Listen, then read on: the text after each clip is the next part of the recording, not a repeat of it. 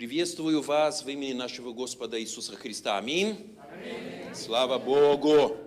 Слава Богу. Glória a Deus. Aquela outra famosa também, Roscovo, né? Esse aqui, tranquilo.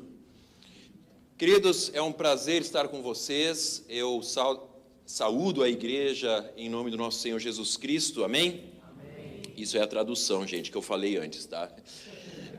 E é um prazer estar com vocês aqui. Obrigado pelo convite e obrigado porque você atendeu ao chamado do Senhor para estar aqui. Porque você não veio por outro motivo?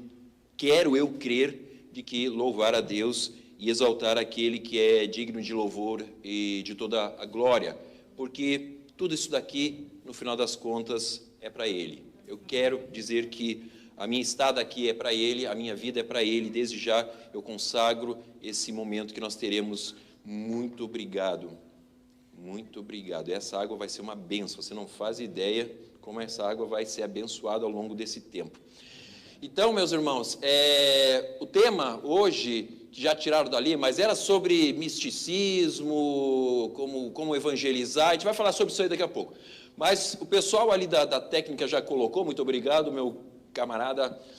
Falar um pouquinho sobre mim. Eu sou casado com a Rony Ângela, que é essa pessoa aqui. Eu sempre digo nessa foto aqui, eu pregando, falando alguma coisa e ela atrás de mim rindo do que eu estou falando, né? Na verdade, nós estamos casados já há 25 anos, nós temos 2 filhas, uma...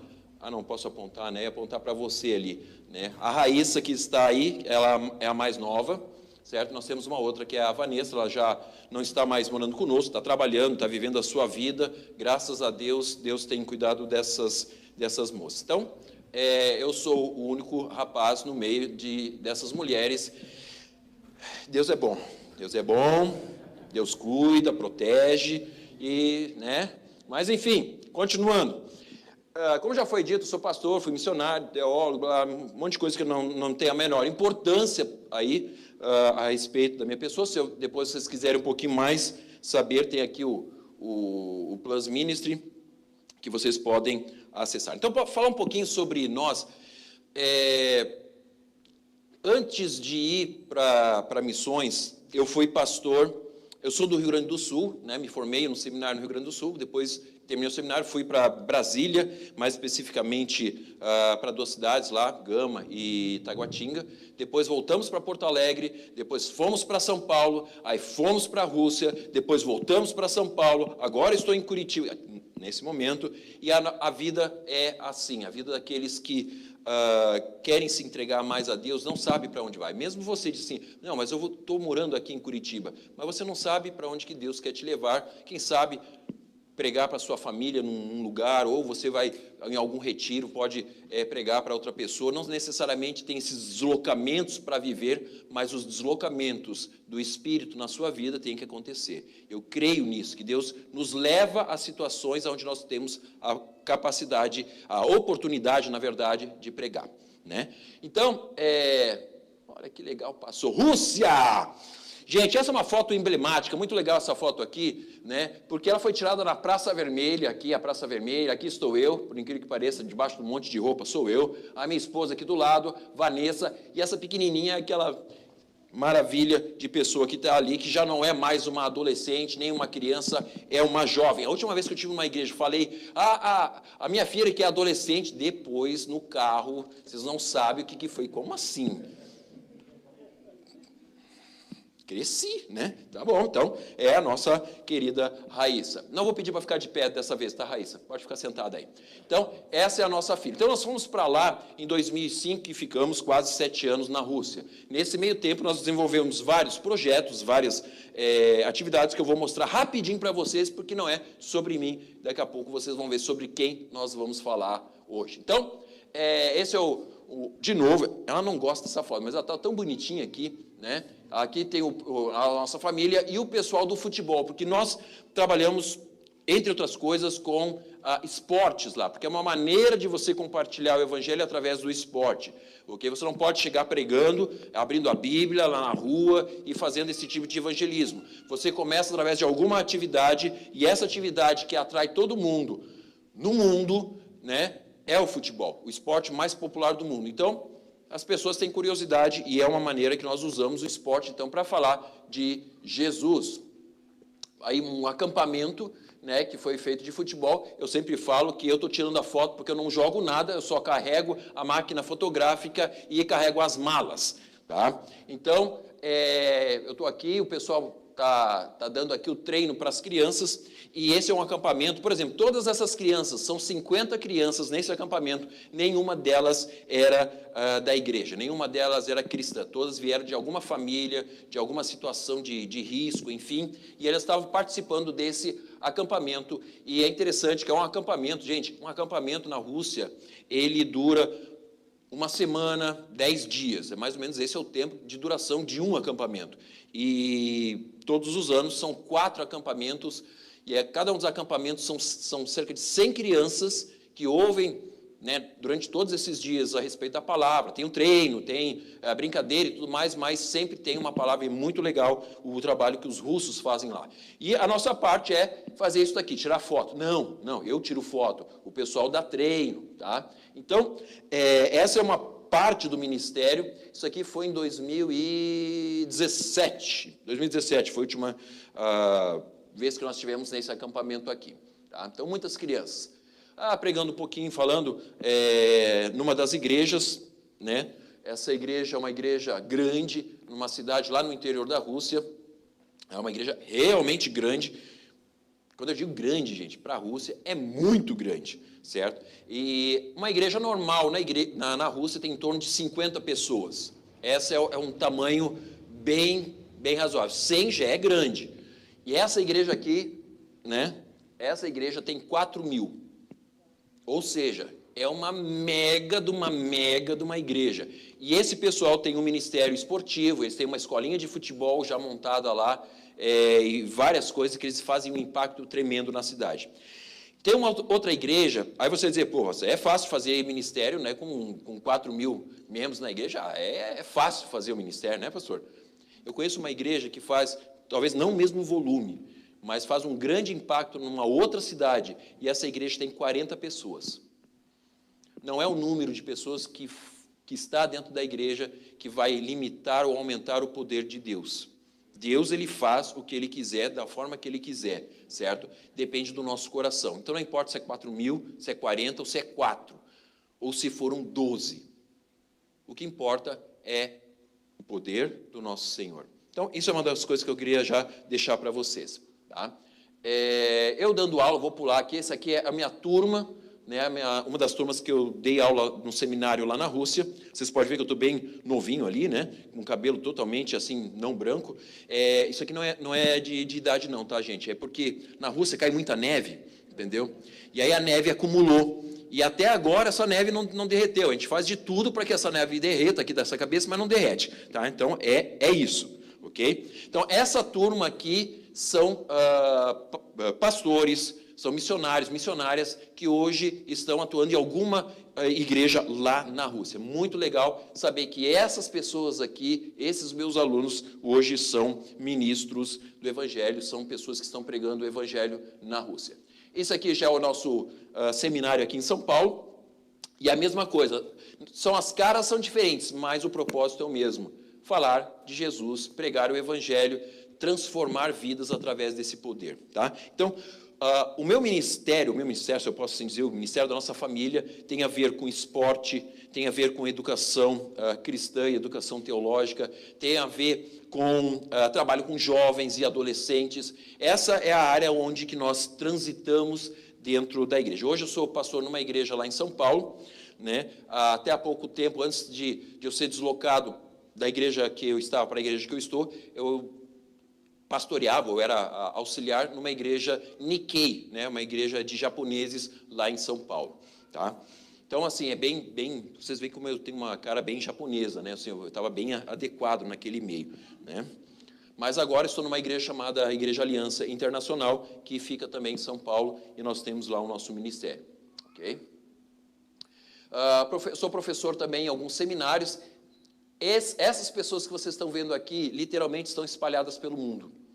Tem gente na Índia, tem gente no Timor-Leste, tem gente na África, tem gente no norte do Brasil. Deixa eu ver, tem gente que eu nem sei mais onde é que estão, porque simplesmente foram. Tá? E é muito legal você ver que são jovens que querem servir ao Senhor Jesus Cristo. E eu gostaria sempre de encorajar você que é jovem, você que é adolescente, quem sabe, nunca deixe de olhar para o Senhor Jesus Cristo, nunca deixe de seguir a esse Senhor, porque se tem algo que vale a pena nesse mundo, é seguir a Jesus. O resto, bom, aí Deus, Ele dá conforme Ele quer. Emprego, trabalho, família e etc.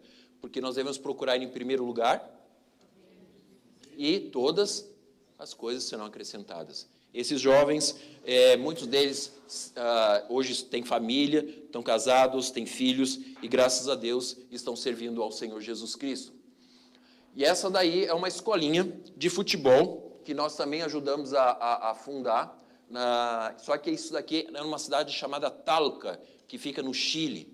E essa escolinha de futebol está funcionando hoje e eles querem expandir esse ministério para todo o Chile, desde da fronteira lá no norte, né, com o Peru, até a região mais ao sul, mais perto lá da ilha de Chiloé, que fica na região patagônica. Então, eles querem levar esse tipo de ministério, porque é uma maneira de você falar de Jesus, entrar nas famílias, falar de Jesus para aquelas pessoas que ainda não conheceram o amor do nosso Deus. Então, esses são os ministérios que nós desenvolvemos, e eu passo rapidamente, porque a gente quer falar sobre outra coisa. Se você tiver curiosidade, nós temos as nossas redes sociais também, depois você pode ver, porque tem muita filmagem, tem muita foto, tem muita informação.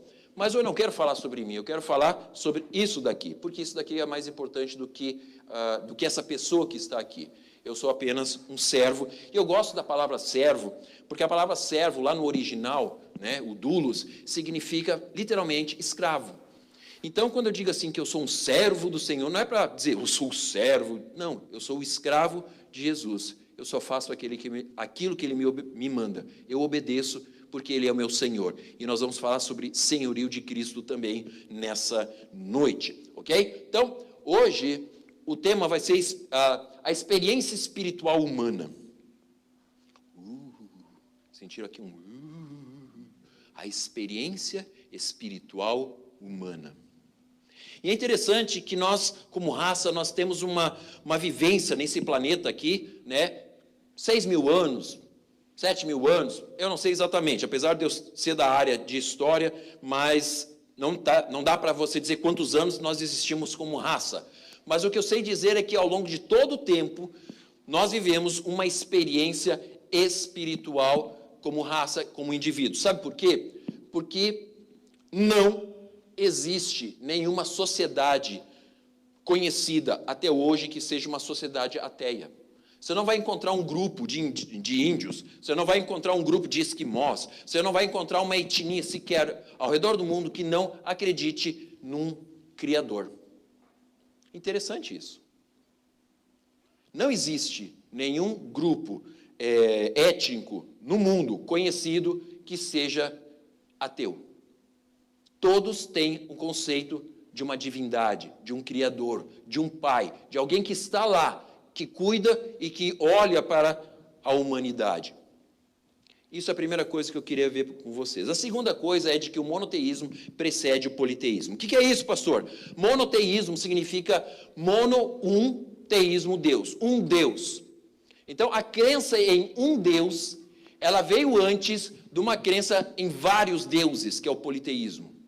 Ok? Então, todas as sociedades, quanto mais para trás você vai na história, menos deuses eles têm. Ao ponto de chegar lá na fonte da religião daquele povo, eles têm um único Deus.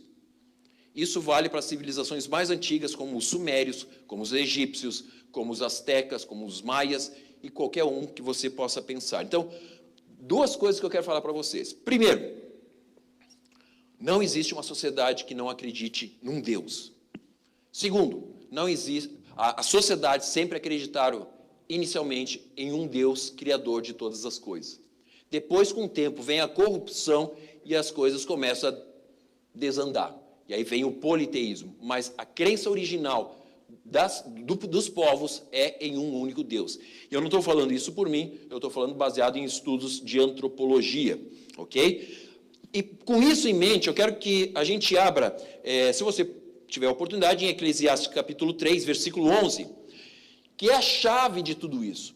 Eclesiastes capítulo 3, versículo 11. Eclesiastes, se você está um pouquinho enferrujado aí, né, em achar na Bíblia e tal, abra no meio da Bíblia, você vai encontrar Salmos, depois de Salmos vem Provérbios, e depois de Provérbios vem Eclesiastes. Enquanto você acha aí, eu vou tomar aquela aguinha santa que a irmã trouxe aqui, né, enquanto você procura Eclesiastes 3:11.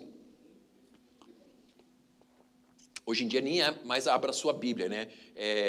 Abra o seu app, né, da Bíblia, e vamos ler Eclesiastes 3:11, que diz assim: Ele, Deus, né, fez tudo apropriado ao seu tempo. Também pôs no coração do homem o anseio pela eternidade. Então, Deus, Ele fez tudo apropriado ao seu tempo. Também pôs no coração do homem o anseio, o desejo pela eternidade. Sabe o que isso significa dizer, meu querido, minha querida? Isso significa dizer que você não é simplesmente um monte de átomos e de células, você não é simplesmente matéria, você é constituído de algo eterno. Você não é simplesmente uma coisa que anda nesse mundo e que quando morrer vai desaparecer, porque você é uma imagem de Deus, que Deus soprou a sua imagem, a sua semelhança em você. Então, dentro de você existe o quê? O anseio para a eternidade, porque você veio de quem? Você veio de uma fonte que é eterna. Aquilo que te deu o choque para você iniciar a sua vida, para dar aquela carga em você, para ligar o seu motor, esse ser, ele é eterno. E quando ele fez isso, ele passou essa imagem para dentro de você, você também, e eu, né, em Adão e em Eva, ele colocou o quê? A eternidade como um desejo. Por isso que o ser humano, ele é um ser religioso. Religioso num bom sentido, não no sentido de apenas uma religião, mas no sentido de que nós queremos algo. Certo? Nós desejamos por algo. E a Bíblia diz que nós desejamos pela eternidade. E essa eternidade, logicamente, que só está quando nós nos voltarmos à fonte da eternidade, que é o próprio Deus. E aí eu quero fazer uma viagem, eu quero convidar vocês para fazer uma viagem. Uma viagem através do tempo e uma viagem através da Bíblia, ok? Vou pular isso aqui um pouquinho. Quando você abre a Bíblia, lá em Gênesis capítulo 1 e no capítulo 2, né, você tem a criação do homem. Tem a criação do planeta e tal, mas basicamente em Gênesis 1, 27 fala, façamos o homem à nossa imagem e semelhança, e depois o capítulo 2, ele descreve essa criação, certo? E quando você vê esse momento, que é a descrição da criação do ser humano, lá em Gênesis capítulo 1 e no capítulo 2, você percebe que é um momento ímpar, é um momento grandioso, porque nós somos, de alguma forma, o ápice dessa criação de Deus. Você já viu que você já viu que as pessoas tentam denegrir a imagem do ser humano a todo custo? Por que é tão interessante para o diabo, por que é tão interessante para as pessoas, os ímpios, para aqueles que não têm Deus, de denegrir os outros? Justamente porque nós somos essa imagem, nós temos algo dentro de nós, mesmo que você não seja alguém que esteja indo na igreja, que seguindo a Deus, ainda assim há algo, entre aspas, de divino em você, porque Deus soprou esse espírito dentro de você. Deus colocou isso. Você consegue imaginar o que foi? Vamos viajar um pouquinho aqui, no bom sentido. Quando Adão, que foi feito, né, do barro, né, do solo ali, quando pela primeira vez ele abre os olhos e ele vê quem? Deus. O primeiro ser, o primeiro tudo que ele vê, provavelmente o próprio Deus. E ele tem esse contato com o Pai. Ele é um filho, nesse sentido, de Deus. Deus o criou, Deus o modelou, Deus o fez ser a sua imagem. E talvez essa deve ter sido a experiência mais maravilhosa que deve ter ocorrido em toda a raça humana. Porque a criatura contemplou o Criador. E durante um bom tempo, né, em Gênesis capítulo 2, nós vemos o quê? Que nós vivemos a era de luz. Não foi assim? É uma era de luz, onde que Deus estava com o homem, Adão, estava com a sua companheira, né, que é Eva, e eles estavam ali convivendo numa harmonia, né, perfeita. Então eu chamo isso de a era da luz. Já o capítulo 3, nós sabemos que acontece o quê? Acontece o grande apagão. Essa é uma palavra que todo brasileiro conhece, né? O apagão. Ou seja, simplesmente acabou a luz. Não porque Deus morreu, porque Deus desapareceu, mas porque o ser humano, o que acontece? Se afasta de Deus através do quê? Através do pecado. E vocês conhecem essa história, eu não estou aqui para ensinar vocês isso, mas eu quero que você preste atenção nessa sequência. Primeiro ele tem a luz. E depois dessa luz, quando ele peca, tem um apagão. E o apagão é geral, gente. Você consegue imaginar o que é um Adão e uma Eva olhando para a cara do outro e dizer, e agora? E aí começa a idade da Era das Trevas entre o Gênesis 3 e Gênesis 4. O primeiro homicídio, Gênesis 4, né? Foi Abel que matou Caim ou Caim que matou Abel? Caim que matou Abel, né? Tá bom.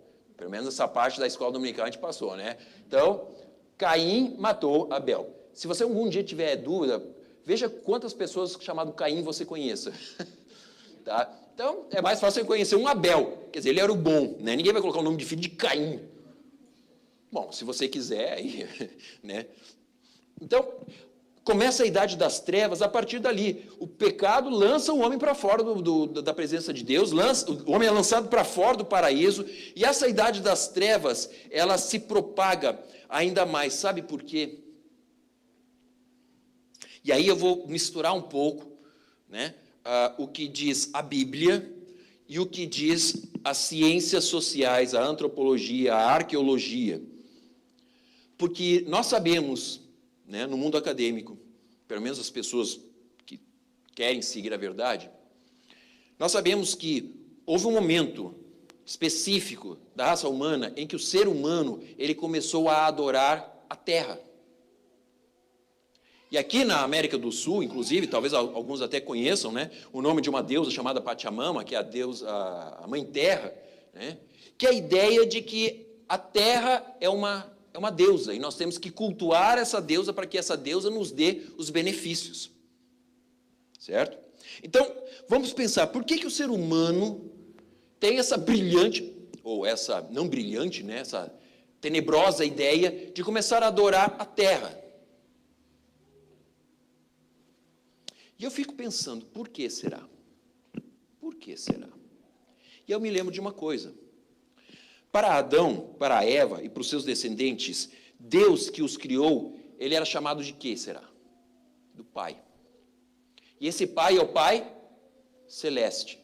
Muitas culturas chamam Deus de Deus Pai Celeste. Isso é uma coisa comum entre os povos.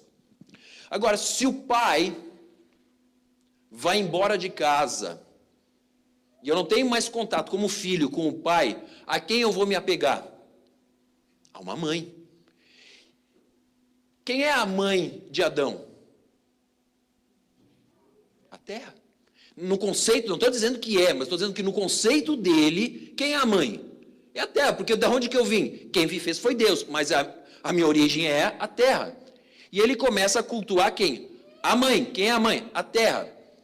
E aí começa os problemas. Porque o homem se sente separado desse Deus, por causa do pecado, enfim. E ele está sozinho nesse mundo, entre aspas, né? Mas ele está sozinho na sua peregrinação espiritual, órfão. E todo órfão busca a figura de um pai ou de uma mãe. Se o pai não está, eu vou atrás da minha mãe. E aí começa o problema do culto à terra. Porque a terra que me dá alimento, é a terra que me sustenta, é a terra que faz com que eu viva, não é? Não é essa a ideia? E aí eles começam a cultuar isso em vez de buscar a Deus. Então, esse momento das trevas, ele acontece nesse capítulo aqui. E ela vai se aprofundando até chegar no capítulo 6 de Gênesis, vocês veem que o capítulo 6 de Gênesis é o início do dilúvio, que diz que a maldade do homem prevaleceu em toda a terra. Ou seja, nesse momento de Gênesis capítulo 6, a coisa tinha desandado mesmo. Mas é um homem que não cultua mais o Pai, que está cultuando uma terra, uma divindade, e ele começa a fazer o quê? Preste atenção nisso daqui. Como é que um filho tem o favor de uma mãe, por exemplo? Quem é mãe, quem é pai, sabe. Não, peraí, todo mundo sabe, porque você já foi filho, e você talvez já tenha feito isso. Quando você quer um favor de um pai ou de uma mãe, você começa a manipular. Chantagear, talvez. Não, chantagear é pesado. Mas você começa a dar aquelas, jeitinhos para tentar agradar, para obter benefícios. E aqui que entra o ponto que nós vamos abordar sobre a magia.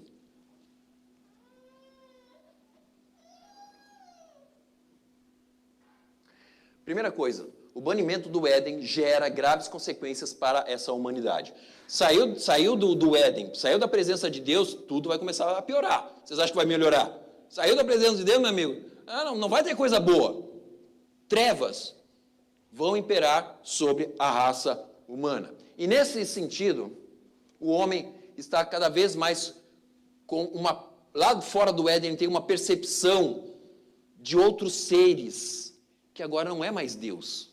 Ele começa a perceber que existe um outro mundo espiritual que ele vai ter que se apegar, porque o Pai não está mais perto de mim. No conceito deles, porque Deus não está mais ali, eles não estão mais no Éden. E lá fora do jardim, eles começam a ver e dizer, rapaz, ou a gente se apega em alguma coisa, ou a gente está frito. Mesmo porque tem uma promessa de morte. Quem é que vai me proteger? Adão e Eva fora do paraíso, primeira noite. Vocês acham que foi a noite mais agradável da história? Você imagina um Adão sentado dentro de uma caverna com a Eva, só os dois lá, do lado de fora, e o Adão olhando assim, dizendo, estamos aqui, né? Quem será que nos trouxe para cá? Começou essa história. Primeira briga de casal. A Eva olha e diz, mas se não fosse, você não também não, né? Se você fosse homem de verdade... Não, mas você... Não. E aí, noite caindo. Eles dentro... Estou fantasiando, gente. Dentro de uma caverna. Do lado de fora, o que começa a ouvir? Os bichos, o leão, sei lá mais o quê, os pássaros, e lá. Meu amigo, e se você tem uma promessa de que você vai morrer, você sai da caverna para brincar lá fora, para distrair, porque brigou com a esposa, brigou com o marido? Nada. Uma coisa eu tenho certeza, porque a palavra diz que eles tiveram medo.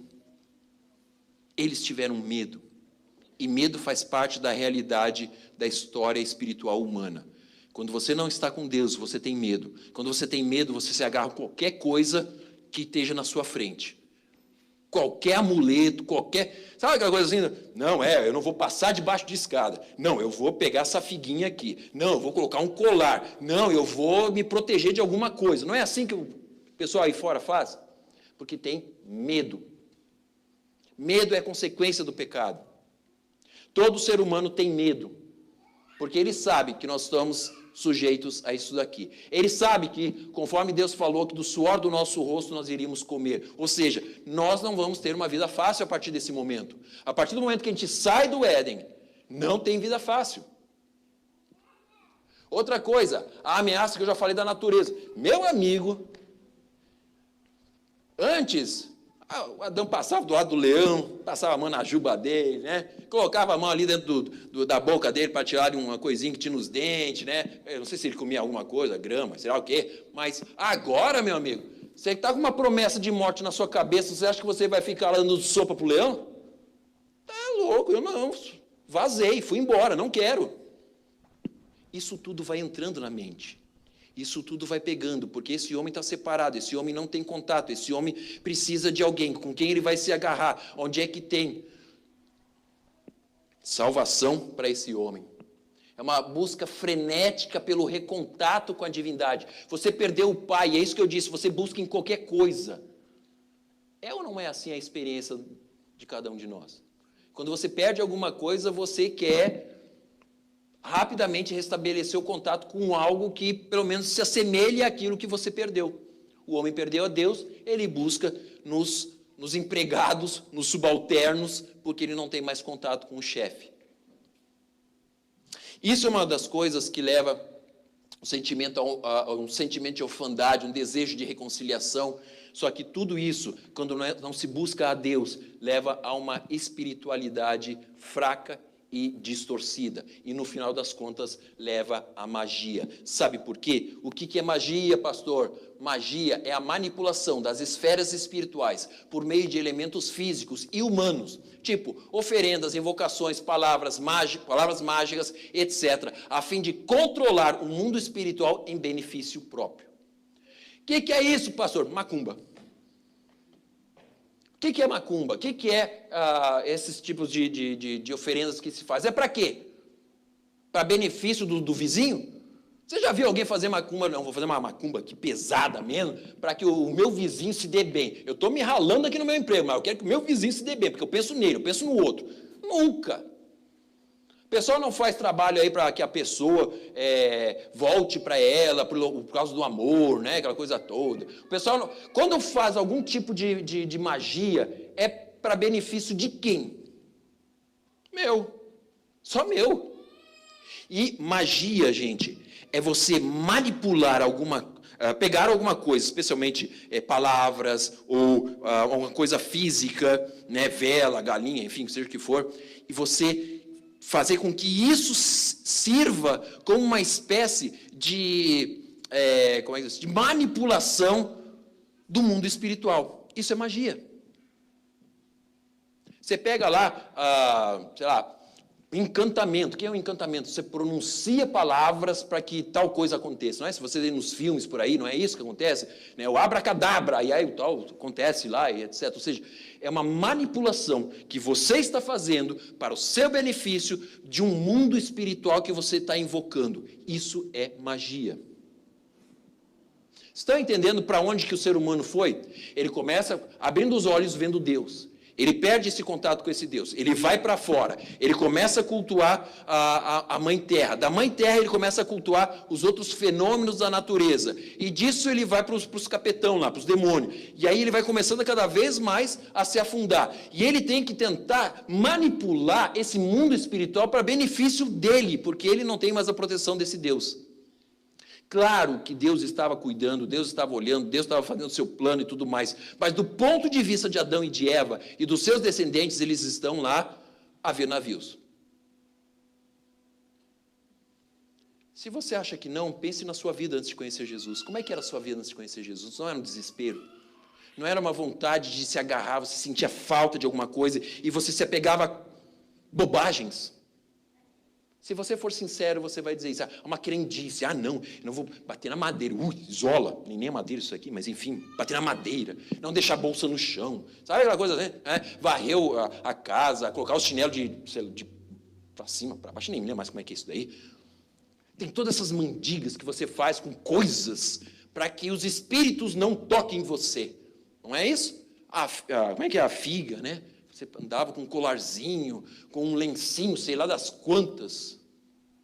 Por quê? Medo, separação de Deus e total desconexão com o Pai. O Pai estava ali, só que nós não víamos.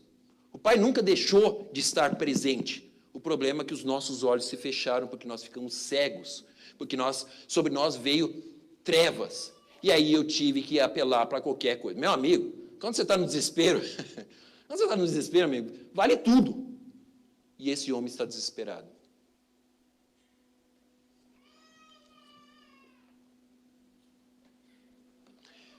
Magia. Acredita que as esferas superiores podem ser submetidas. Então, o ser humano, na sua arrogância, que não tem mais Deus na sua vida, não tem mais nada, ele está ali envolto nesse mundo Entre esse mundo material e o mundo espiritual está o ser humano.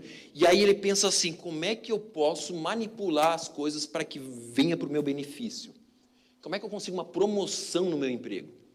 Como é que eu consigo a namorada que eu tanto sonho? Como é que eu consigo mais dinheiro? Como é que eu consigo blá, blá, blá, um carro, tá. Eu começo a fazer essas coisas para benefício próprio, tá? Para isso precisa apenas de uma chave, uma palavra, um ritual, e tudo passa para o controle humano. Isso é magia. Já viu o pessoal faz assim, aquele pessoal que lê a mão, assim, você, tal, vai viver não sei quanto tempo, vai acontecer isso, vai acontecer aquilo, você já fica, ui, cruz credo. Você faz o sinal da cruz, mesmo sendo crente, né? Sabe? Você faz aquela coisa, você se unge, você joga óleo na sua cabeça para que não pegue aquela mandiga da feiticeira lá, não sei o quê. O ser humano tem isso dentro dele. Então, muitas vezes, a gente pensa assim, bom, eu estou sendo atacado, porque o meu vizinho, quem não tem um vizinho aqui que atrapalhou a sua vida alguma vez na sua vida? Eu duvido que atire a primeira pedra, né? Sempre você teve um vizinho que te atrapalhou alguma vez na vida. Você já pensou alguma vez assim de pegar e mandar um raio na cabeça do vizinho? Explodir o rádio dele que está no volume lá, 50 mil? Você não pensou em fazer uma coisa dessa? Minha irmã, fala sério, você já fez isso, tá? Ou o cara passa com aquela moto, com barulhão, acorda seu filho, entendeu? De madrugada. Você fica feliz? Você fica pedindo a bênção de Deus? Não faz. O ser humano, ele é assim, ele quer coisas para ele, mas ele quer o mal para os outros. E para isso, muitas vezes, ele vai para a mandiga. Ele vai para as palavras, né? Ele amaldiçoa alguém. Isso, de uma certa forma, é magia. A magia espera dos céus apenas benefícios. E essa é a diferença entre o Pai e esse mundo espiritual. O Pai, ele é todo-poderoso, ele é Senhor, ele é aquele que protege, mas ele não faz tudo o que eu quero. Porque eu sei que eu não vou conseguir fazer isso com ele, eu manipulo aqui para conseguir o meu jeitinho, né? Você nunca fez isso? Tá bom, me engana. A magia, ela encarna a própria rebelião do Éden, apela para o egocentrismo humano, sem necessitar de um Criador. Você não coloca, as pessoas, né, o ser humano não coloca a sua vida na mão de Deus. Entregue, Senhor, faça a tua vontade. Ele diz o quê? Eu vou arrebentar com o fulano, eu vou, fazer, e vai acontecer, e eu vou lançar uma maldição sobre ele, e tudo vai dar errado, ele vai sofrer, eu quero que ele sofra. É assim que o ser humano é. Né? A magia é a parasita da verdadeira espiritualidade. Porque parece uma coisa espiritual a magia, que você mexe com os poderes do mundo espiritual, só que na verdade ela está te sugando. Porque a única maneira de você ter uma verdadeira vida espiritual é se você conectar com esse aqui, com o Pai. Enquanto nós nos conectamos com isso daqui, nós só sofremos, nós só perdemos. E com isso, eu quero fazer uma aplicação para você. E quando eu e você tentamos manipular Deus?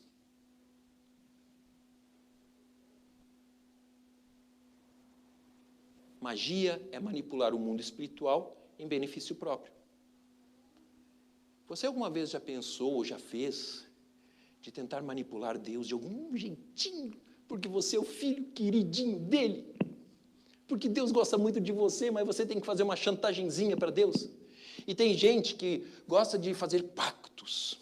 Eu não estou dizendo que essa lista está errada, apenas estou dizendo que muitas vezes há uma manipulaçãozinha que eu faço, pensando que Deus é como esse outro mundo aqui.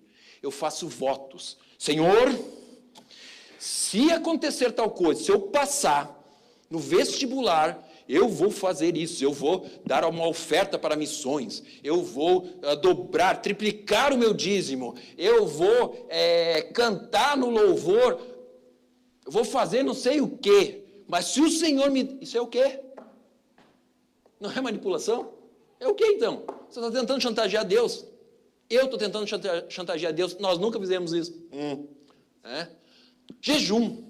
E não estou dizendo que você não tem que fazer jejum. Preste atenção no que eu estou dizendo. Não distorça as minhas palavras. Eu estou dizendo que quando você faz um jejum para benefício só seu, egoístico, muitas vezes em detrimento a outra, os irmãos, a outra pessoa, para você se mostrar espiritual, quem sabe?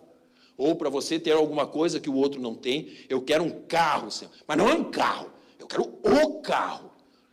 Quero chegar na igreja, mostrar que eu sou abençoado por Deus. Eu tive condições.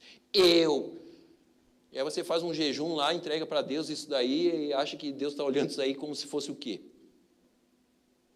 Muitas vezes a gente tenta dar aquela manipuladinha para Deus. Ah, ou não? Orações. Coisa mais espiritual que tem é a oração. Mas tem algumas orações que não são muito espirituais. Ou todas são.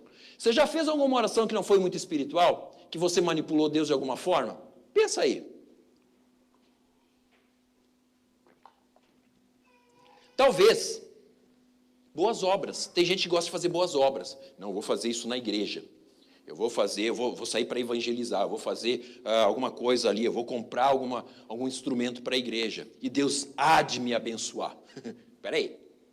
Por que Deus tem que te abençoar? Você está fazendo isso para receber a bênção de Deus? Então você está tentando manipular as esferas espirituais para benefício próprio? Isso, segundo a definição da palavra magia, é isso daí. E eu não estou dizendo que você não tem que fazer coisas pela igreja, eu não estou dizendo que você não tem que jejuar, não estou dizendo que você não tem que fazer boas obras, não estou dizendo que você tem que dar dízimo, oferta. Mas quantas vezes a gente não quer barganhar com Deus dando uma oferta para ganhar mais? Sabe aquela história de eu estou dando o meu dízimo, minha oferta, porque eu quero 10 vezes mais. Isso é o quê? O que você acha que isso é? Cultos, louvor, tudo isso pode, no meu coração, começar a gerar aquela coisinha de tirar Deus do centro. Pequenas coisas, espirituais muitas vezes. Isso aqui tudo é espiritual, isso aqui tudo você pode e deve fazer. Mas se em algum momento você quer pensar em manipular ou ter benefícios de Deus por causa que você faz algo, porque você diz algo, aí isso é um problema, porque Deus não se deixa enganar, não se deixa manipular por essas pessoas que nós somos fracos e pecadores. Existia um homem, lá em Atos, capítulo 8, tem toda a história, mas basicamente, contando rapidamente, aqui diz que um homem chamado Simão vinha praticando feitiçaria durante algum tempo naquela cidade, impressionando todo o povo de Samaria. Ele se dizia muito importante e todo o povo, do mais simples ao mais rico, dava-lhe atenção e exclamava: este homem é o poder divino conhecido como grande poder. Eles o seguiam, pois ele os havia iludido com sua mágica durante muito tempo. E é engraçado que esse cara, depois ele entra lá na igreja, né, e ele vê os apóstolos fazendo os milagres lá com o Espírito Santo, descendo sobre as pessoas, e ele diz: eu também quero. Mas o que ele quer? Que as pessoas recebam o Espírito Santo, que pessoas sejam salvas, que as pessoas conheçam a Jesus? Não. Ele quer mais fama, ele quer mais dinheiro, ele quer mais ele. E é interessante que o apóstolo vira para ele e diz, em outras palavras, né? Vaza daqui. Você, o seu dinheiro, tudo que você tem. Ele foi um pouquinho mais grosso do que isso, mas eu estou dando uma amenizada, né? Ou seja, você não tem parte com Deus. Quando nós tentamos manipular Deus, quando nós tentamos fazer alguma coisa em benefício próprio, somente para mim, isso está errado. Os dons espirituais, eu creio que vocês acreditam nos dons do Espírito Santo. Os dons espirituais são para a edificação do corpo. O corpo é a igreja, não é? Tudo que Deus faz é para o corpo. E quando você abençoa o outro te abençoa, há uma sinergia, se eu posso colocar assim, que a bênção de Deus começa a multiplicar. E por isso que você vê em Atos que diz que o número daqueles que acreditavam crescia diariamente, porque havia poder de Deus manifestado na vida do povo, que abençoava uns aos outros como comunidade, não para benefício próprio, mas por causa do reino. Eles não manipulavam Deus, eles queriam a bênção de Deus sobre os irmãos, sobre o povo de uma forma geral. Conclusão: o ser humano tem uma atração pelo espiritual, pois sua essência é espiritual. Deus colocou a eternidade no seu coração e no coração daquela pessoa que está lá fora, que está passando aqui de carro aqui na frente. Todos têm essa necessidade espiritual. Ponto número 1. Ponto número 2. O pecado distorce essa natureza e nos leva para o lado errado da espiritualidade. Porque daí o ser humano tem essa necessidade do eterno, do divino, mas ele não consegue, então ele busca em outras coisas. Mas isso demonstra que todos têm uma necessidade. Esse é o lado bom para nós. Porque seja com quem for que você vai conversar, pode ter certeza, essa pessoa tem uma necessidade desse Pai, desse Deus e desse Jesus. Não importa a religião, não importa a etnia, não importa o país, todo ser humano tem uma necessidade que está lá dentro, posta pelo próprio Deus. Tá? E outra coisa, que chegando aqui para os finalmente, calma que eu estou acabando, isso abre uma grande oportunidade evangelística para aqueles que creem em Deus. Porque a pessoa, mesmo que ela diga, eu sou ateu, eu não acredito em Deus, mas lá no fundo do coração dela, ela está querendo alguma coisa.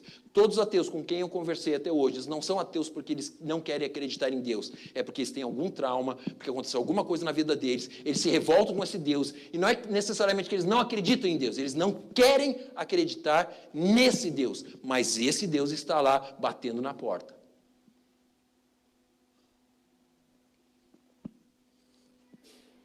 Abre nossos olhos para não vivermos um misticismo gospel. Não viva um misticismo gospel. Faça as coisas para o Senhor.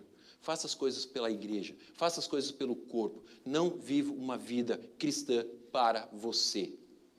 Todo aquele cristão que vive uma vida para si próprio começa a ser obeso e aí começa a viver uma vida só para ele e aquilo começa a ser prejudicial e ele nunca vai crescer na fé. Quanto mais a receita do reino de Deus é quando você doa, quando você dá, você recebe, você doa, você recebe. E isso gera uma economia de Deus maravilhosa. A bênção de Deus flui nesse mundo através da sua vida.